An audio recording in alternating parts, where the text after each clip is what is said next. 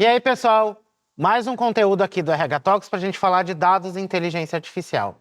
O meu convidado agora é de uma das maiores indústrias do mundo e que a gente vai trazer o case da Bosch para falar como utilizar dados do início ao fim da jornada. Desde o momento que eu estou atraindo talento até o momento que ele se despede da companhia e olhando quais são os checkpoints que eu preciso fazer durante toda essa trajetória. Então, obrigado, Torinho, né? Porque eu olho o nome e assimilei Torinho. Então, Torinho, é um prazer ter você aqui com a gente para bater esse papo e explicar um pouquinho como é que funciona numa indústria. Que a gente tem cases bastante de tecnologia, de serviço, mas e na indústria que tem gente do corp, gente na fábrica, gente espalhada pelo mundo inteiro. Obrigado por ter aceitado o convite e estar aqui com a gente para compartilhar um pouco da sua vivência e o que o RH da Bosch tem feito quando a gente fala de RH e tecnologia. Prazer, Léo. Obrigado. Obrigado também a todos vocês que estão com a gente para aprendermos juntos. Um privilégio estar aqui. Você falou sobre a nossa empresa, como temos aprendido. Somos uma empresa centenária, 138 anos, começou na Alemanha, mais de 428 mil colaboradores no mundo, 11 mil aqui na América Latina. E nesse ano comemoramos 70 anos de Brasil, 100 anos de América Latina, começamos na Argentina, aqui na América Latina. Então, aprendemos durante algum tempo e continuamos a aprender. Um prazer estar aqui. Dificilmente a Bosch não vai estar presente na sua vida, gente. Até no carro que a gente anda tem uma peça da Bosch que está por ali, né? Então, faz parte da nossa vida como pessoas. Então, às vezes você não enxerga a marca, mas ela está ali fazendo mover alguma coisa. E aí você falou, são 11 mil colaboradores aqui no Brasil. Então, você está na companhia há 10 anos, né? Como que você enxerga essa transformação? Uma companhia de 70 anos que tem aquela questão da tradição, mas também tem uma questão muito forte de inovação. Como que você enxerga a transformação do RH, seja na companhia como um todo e nesses 10 anos que você está dentro da Bosch? Léo, eu tenho o privilégio de ter uma visão bastante ampla, né? Eu estou na empresa há 26 anos e passei por diferentes áreas, sendo 10 anos em RH. Ah, tá. Eu já ia dizer, gente, anotei a informação errada, mas não, 10 anos no RH. Isso, então, assim, eu sou engenheiro de formação, passei por diferentes áreas de negócio, logística, controladoria, manufatura. Isso faz parte da nossa cultura, nossos programas de liderança desenvolvem pessoas em diferentes funções. Então, eu acho que, olhando o passado e hoje, a gente costuma falar no meio de RH o quão estratégico nós somos. E a gente vai falar muito nesse evento, né? Nessa série que você está trazendo com muita propriedade para a discussão. Eu gosto muito da definição sobre estratégia, que fala que a estratégia é você definir onde você quer chegar no futuro e que futuro é esse, você saber onde você está hoje e você traçar o caminho para sair daqui e chegar onde você quer chegar. Esse caminho chama estratégia. Quando a gente olhava no passado, entrando, por exemplo, já em assuntos de RH, a gente fazia pesquisa de satisfação com os colaboradores. E a gente fazia isso com certa frequência, às vezes anual, às vezes a cada 2 anos. E a gente levava o conhecimento dessa pesquisa para melhorar processos, políticas, a experiência da pessoa, nossa empresa.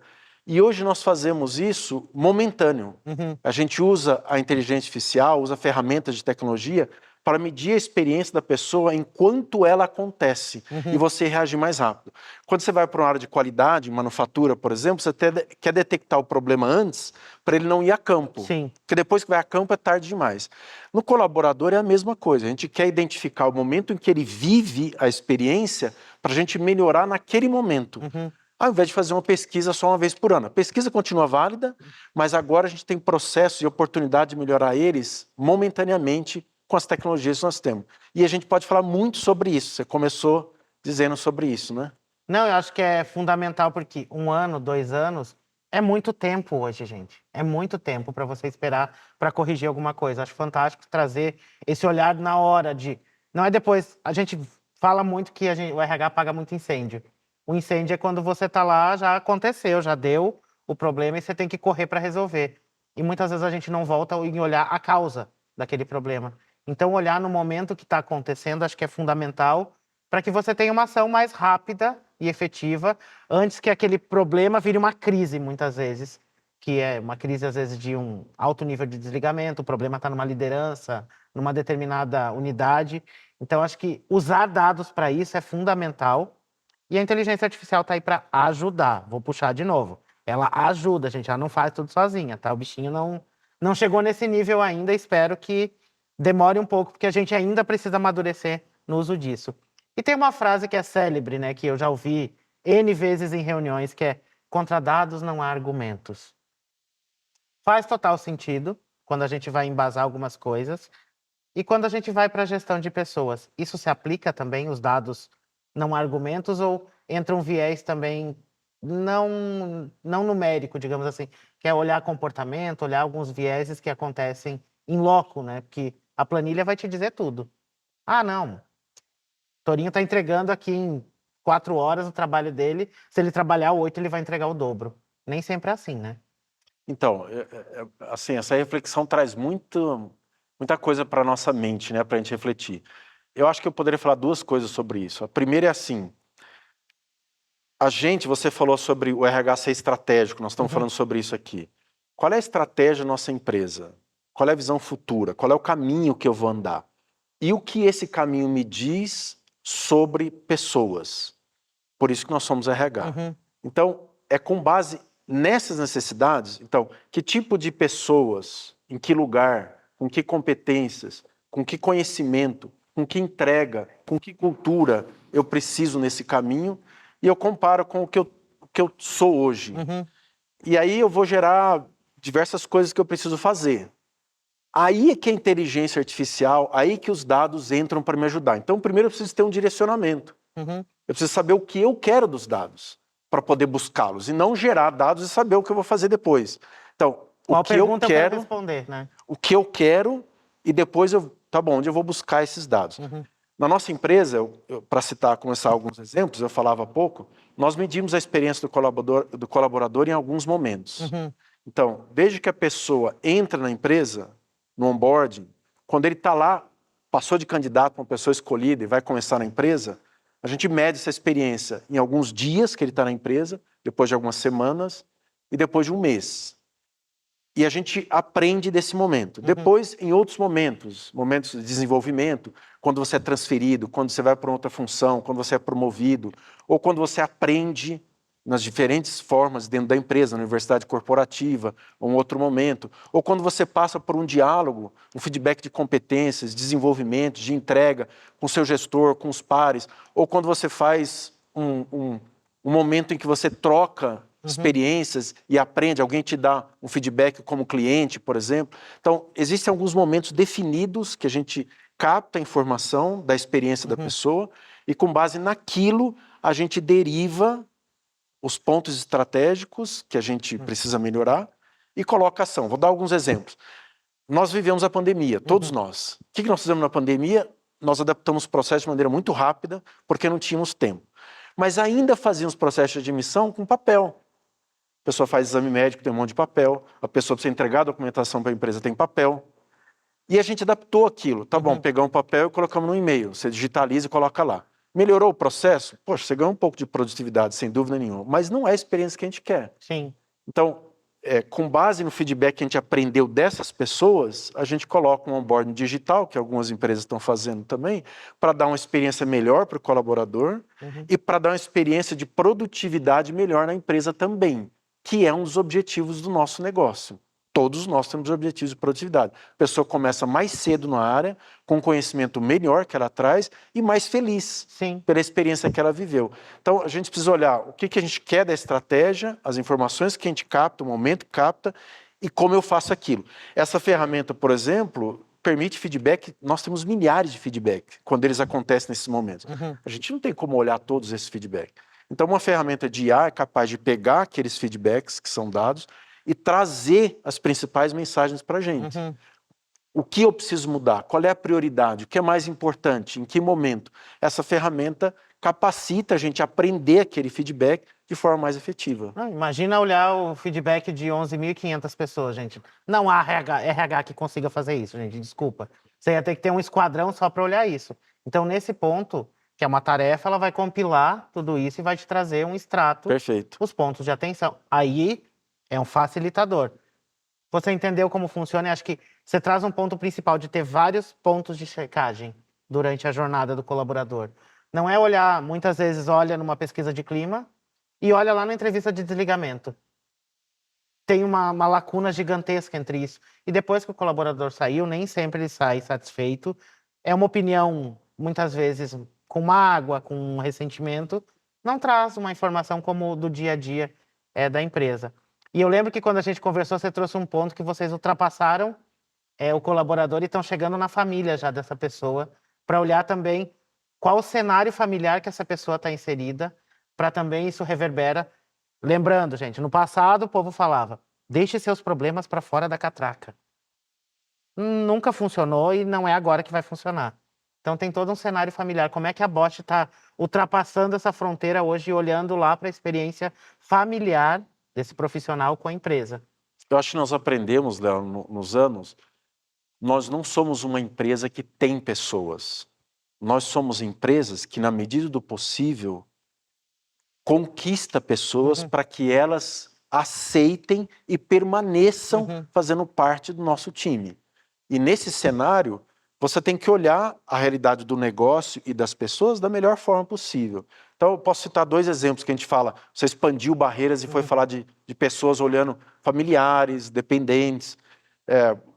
Posso citar vários exemplos aqui. O primeiro deles, a gente fala sobre diversidade na empresa. Nós temos uma estratégia muito clara de diversidade, que é refletir a diversidade da sociedade na nossa empresa. Não refletimos ainda. Esse é um processo longo de aprendizado. E eu acho importante você trazer isso, desculpa te interromper, porque tem muita empresa que está mais preocupada em parecer diversa do que realmente ser. E assumir que você está no meio da jornada, para mim, é fundamental. Nem todo mundo está pronto e nem todo mundo vai estar num alto grau de inserção de diversidade. Assumir que você está no meio da jornada é muito mais legal, muito mais transparente do que chegar agora no mês de junho e você botar loginho. E não é só legal, é a realidade. Por exemplo, nós somos uma empresa de manufatura, de tecnologia. Nós éramos 9% mulheres em posições de liderança há 10 anos atrás. E sabemos que isso não é o que queremos. E aí você tem que gerar dados para saber como que eu vou melhorar isso. Hoje nós somos 22%. Ainda é pouco. Queremos melhorar. Mas quando a gente vai fazer entrevista, UX, começa a medir o feedback, pegar esses dados e trazer, a primeira coisa que apareceu para a gente, olhando para mulheres, era a necessidade dela conciliar melhor a vida dela com o trabalho. E o primeiro ponto que apareceu é o momento em que ela se tornava mãe. Como eu posso resolver essa dor da pessoa falando, eu amo trabalhar na Bosch, só que eu tenho uma dor muito importante. E se a Bosch puder me ajudar, a minha relação e a minha entrega vai ser melhor.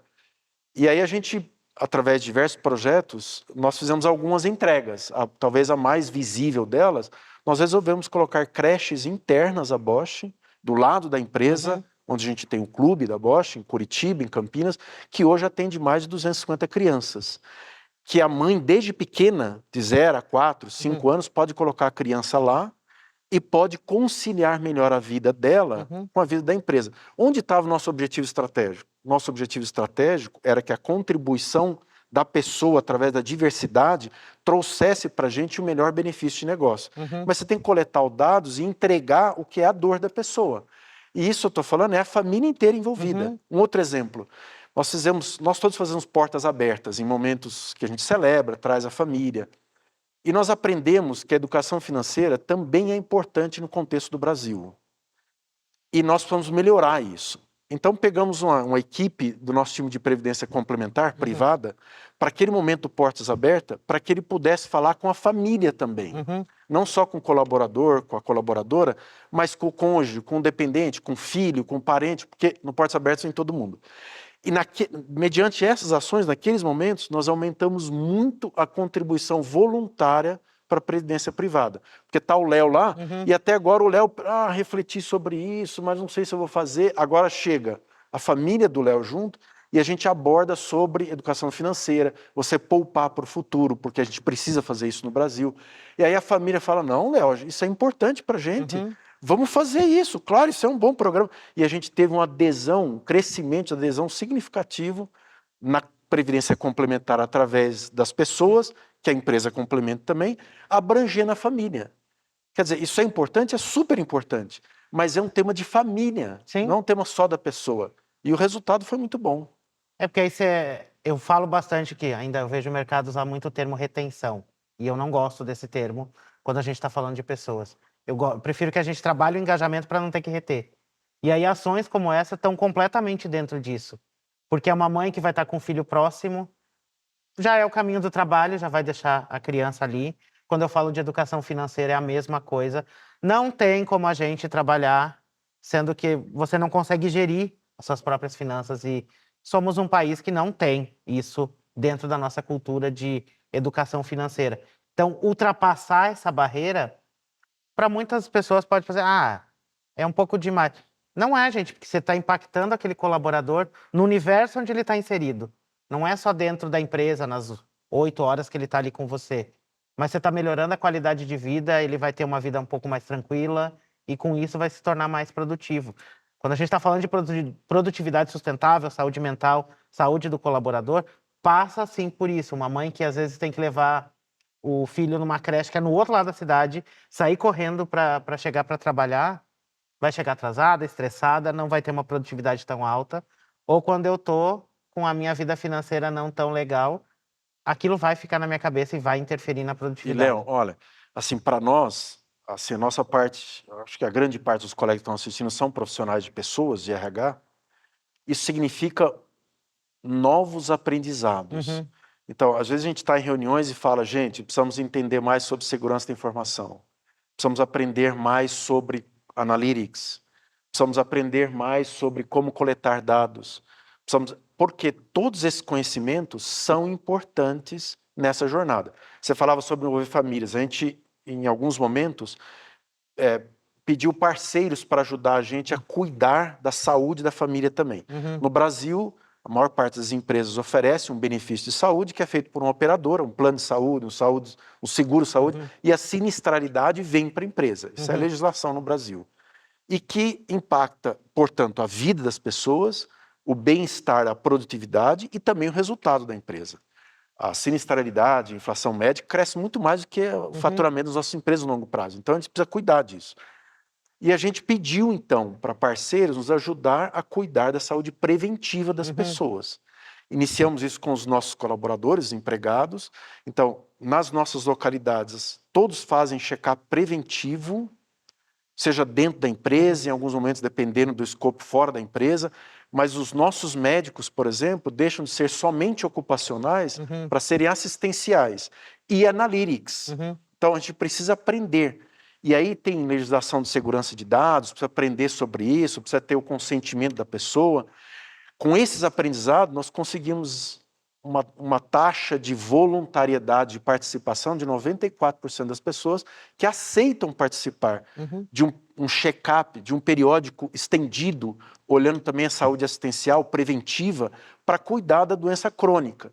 Eu possivelmente não vou morrer de diabetes, não vou morrer de hipertensão, mas isso vai me levar, se eu não cuidar, a um estado de saúde crítico. Então a gente precisa olhar de maneira preventiva. E envolvemos a família também.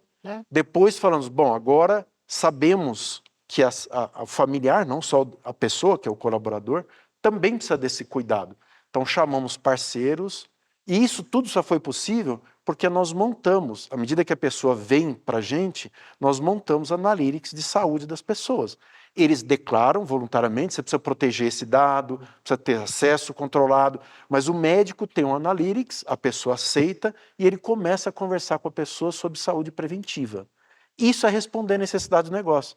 Porque, como consequência disso, nós montamos em Campinas, numa das nossas localidades, um centro de reabilitação com base nos maiores problemas de saúde preventiva que nós víamos. E as pessoas voluntariamente aceitam participar. Você vai num negócio e fala, olha, eu tenho uma dor, eu tenho uma solução com base em analytics, eu tenho uma proposta de como resolver isso, eu preciso de dinheiro. Nosso RH não tem dinheiro para essas coisas. E o business vai lá e fala, reconheço, isso é importante para a nossa estratégia, vamos fazer o investimento. Não, acho que você traz um case muito claro, que é eu entender que, por exemplo, pessoas adoecem, isso é fato. Uma pessoa doente, ela está afastada, ao mesmo tempo que ela está deixando de produzir, ela está gerando um custo para a empresa. O custo dela se mantém. Se eu conseguir trabalhar preventivamente para que menos pessoas estejam doentes, afastadas, eu estou melhorando a produtividade e estou reduzindo o meu custo. Então, acho que é um caso claro de quando eu olho para dados, como que muitas vezes eu consigo implementar um programa como esse. Com certeza, assim, estou chutando baseado no que você está me falando, mas deve sair bem mais barato do que a quantidade de pessoas afastadas, doentes. Não é só mais barato, mas é também melhor para a experiência da pessoa. Quando a gente fez o UX sobre isso, foi tão interessante, Léo, porque a palavra que me marcou chave, e o meu time me fala isso até hoje, as pessoas falam, eu quero que você me ajude a cuidar da minha saúde. E se você conseguir fazer isso, o benefício não é só para a empresa, Sim. é para mim também. Então isso é bem legal. Só que significa que nós, profissionais de pessoas, de RH, precisamos entender de proteção de dados em nuvem, o risco que você tem ou não. Você precisa saber onde você vai hostear esses dados, você precisa saber como você vai tratar, como é que você vai manter esses dados, como é que você faz a manutenção desses dados, como é que você pega o consentimento da pessoa. Numa dessas reuniões que a gente estava discutindo, uma pessoa do nosso time falou, poxa, Torinho, agora eu vou ter que entender de segurança e informação em nuvem.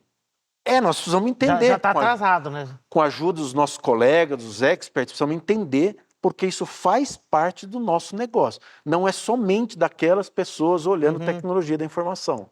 Isso faz parte do nosso negócio também. Que a tecnologia, a inteligência artificial deixou de ser uma preocupação da área de TI. Deixou de ser uma exclusividade do gestor de TI, da área de segurança da informação, e passa a ser algo de todos nós. Todo mundo tem que entender um pouco. Você traz essa preocupação de onde eu vou colocar esse dado.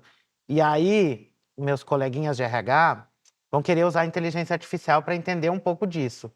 E vai subir, talvez, esse dado lá numa inteligência artificial. Gente, tem que tomar cuidado, porque pode tornar público um dado que não é para ser público. Quando você está lidando com saúde da pessoa, com informações dela, tem que tomar muito cuidado, porque se isso vaza, a pessoa está completamente exposta.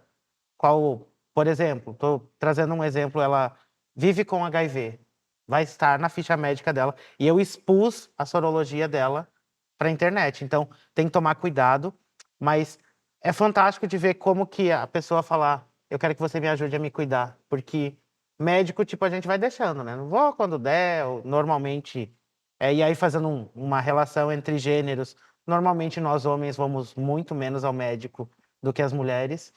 E aí, quando acontece da gente descobrir uma doença, já está naquele estágio muito mais complicado. Acho que é fantástico que você traz uma qualidade de vida para esse profissional, que está atrelado à experiência dele com a empresa e está completamente atrelado para o negócio, para o final da história, de você entregar colaborador ele motivado, engajado e não retido, trazendo aí. Ele está engajado porque ele se sente parte daquela companhia, que aquela companhia não trata ele só como um número, está enxergando ele como ser humano, como membro de uma família, e no final da história isso reverbera assim em produtividade, mexe no ponteiro do negócio como um todo, né?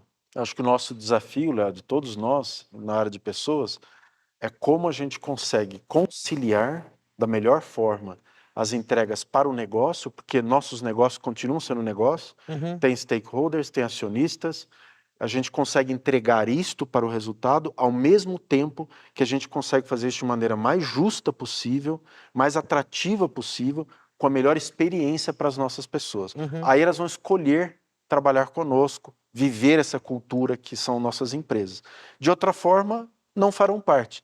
Porque a gente fala assim, puxa vida, os Estados Unidos talvez tenham um mercado de trabalho que hoje está mais difícil que o Brasil, mas se nós queremos ser desafiados em nossos negócios, também somos desafiados a ter as pessoas que conseguem entregar isto da melhor forma. Portanto, nós estamos competindo com a mesma dificuldade, porque essas pessoas não são tão disponíveis no mercado assim. E para isso a gente tem, então, que responder a necessidade do negócio, ao mesmo tempo que a gente faz uma experiência para a pessoa trabalhar bem conosco. Para que ela queira estar ali. Para que ela queira estar. Porque, honestamente, a pessoa que não quer estar, ainda que você retenha, talvez não seja a melhor pessoa para trabalhar na sua empresa. Porque ela vai estar... E normalmente as retenções acontecem de que forma? Vou te dar um cargo que talvez eu já tinha que ter te promovido lá atrás, ou vou usar isso como artifício, ou vou te dar um aumento de salário que também já deveria ter acontecido, ou pode... A pessoa vai permanecer por um tempo, mas ela está presente, mas não está engajada. Eu acho que é muito esse o cenário. Acho que você traz contribuições muito valiosas de uma empresa gigantesca que está aplicando uma nova forma de olhar para pessoas, muito focado na experiência. Então, usar esses dados para que a gente tenha uma boa experiência. Então, dados para validar, para discutir, para trazer essas políticas. Então, é esse ponto, e não é complicar muito a coisa, mas você expandir um pouco o seu olhar daquela posição, de dentro dos corredores da empresa, e olhar o profissional como um todo. Que assim como nós, profissionais de RH, temos os nossos BOs fora da empresa para resolver, as pessoas também têm. Então, quero te agradecer por compartilhar um pouquinho da Bosch, que é um mundo um pouco diferente, eu não conhecia como funciona dentro da Bosch, acho que é maravilhoso conhecer uma empresa tradicional que está inovando e focando nas pessoas mesmo, olhando com esse olhar, digamos, 360 dessa pessoa, e não apenas olhando aquela pessoa como um número, como um dado. O dado ajuda você a melhorar a experiência que reverbera claramente em produtividade. Eu acho que essa discussão é importante, Léo, e todos nós temos que refletir sobre isso, porque ao fim precisamos responder para nós e para as nossas empresas. Você falou de sentar à mesa junto com o board. Quais são os nossos focos estratégicos e por que são esses? Eles são focados no dia a dia que dá problema ou eles são focados onde queremos ir? E quando a gente fala dos nossos objetivos, quando a gente senta para discutir as nossas prioridades no ano, eles têm que ser com base em dados. Quais são as entregas? E a gente costuma falar de OKRs, a gente fala de INPS, a gente fala nessa abordagem que estamos fazendo aqui sobre Employee Net Promoter Score. No final, nós temos que falar sobre resultados tangíveis. E a gente fala muito sobre medidas, sobre ações. Talvez a gente vai continuar fazendo ações e medidas, mas ações e medidas são um meio. No final, quando a gente senta e fala sobre entregas, tem que ser mensuráveis. E aí a gente tem que alinhar com a estratégia. Eu posso dar um outro exemplo aqui. Há pouco nós falamos, né? Eu olho o futuro e defino pelos meus negócios onde eu quero estar presente, com fatia de mercado, com produto, com soluções, com tecnologias, com pessoas e com conhecimentos. E aí eu olho onde eu estou e vejo o gap, onde eu tenho que melhorar, o que eu tenho que fazer. Essas ações podem ser dentro de casa, podem ser fora de casa. Se você tem essas competências dentro de casa, ou se você vai formar, a gente também vai falar de reskilling, upskilling nesses dias aqui, ou se eu falo, tá bom, eu não vou fazer dentro de casa, vou fazer no mercado. Nós temos uma situação onde a gente olhou para o mercado e falou, olha, por mais que eu faça reskilling, upskilling, eu não vou ter isso dentro de casa de maneira suficiente, como eu preciso para o meu futuro. Então nós temos que começar a desenvolver já. E nas nossas localidades no Brasil, nós já tínhamos escolas internas, técnicas, que lidavam com aprendizagem de manufatura, indústria 4.0, mas nós expandimos isso e temos escolas agora que tratam sobre a formação de tecnologia, voltada para software, developer e assim por diante, programação. Então pegamos jovens, todos eles em vulnerabilidade social, com diversidade. Então aí a gente começa a falar dos nossos temas estratégicos com um propósito. Sim. E formamos essas escolas. Então nós temos nas nossas localidades em Campinas diversos jovens estudando, alguns já se formaram, um programa de 2 anos com parceria com experts de mercado, pegamos em alguns momentos o Senai, pegamos a Ecole 42 aqui em São Paulo para nos ajudar sobre isso, e esses jovens ao mesmo tempo que aprendem, recebem uma bolsa, damos o nome disso de DTA, Digital Talent Academy, dentro da Bosch, e formamos nessa academia hoje jovens com conhecimento de programação, linguagem, que atuam em problemas reais dentro da empresa. Pegamos soluções que a gente quer avançar em sustentabilidade, energias renováveis. Um desses jovens, por exemplo, fez um projeto para analisar o quão preditivo nós podemos ser na demanda de energia das nossas plantas. Para então você olhar a sustentabilidade e promover energias renováveis que atendam às necessidades. E a gente pensa, é tão complexo, desde o nível de produção até o clima, você tem que colocar nessas variáveis. E eles conseguiram análise preditiva de consumo de energia acima de 80%. Jovens formados dentro da empresa, resolvendo problemas de negócio que depois ficam na empresa. Então, a gente tem que olhar o futuro estratégico, olhar quais são as nossas necessidades, colocar a inteligência artificial, colocar a formação de pessoas, aí a gente coloca temas de diversidade que precisamos tratar, respondendo necessidades de negócio. Então, nosso aprendizado tem que ser como a gente alia a estratégia com as entregas que o negócio reconhece. Então, gente, com esse mega conselho, a gente encerra esse papo. Quero te agradecer por tanta coisa. Minha cabeça está fervendo aqui, gente. Vou ter que procurar muita coisa para escrever depois.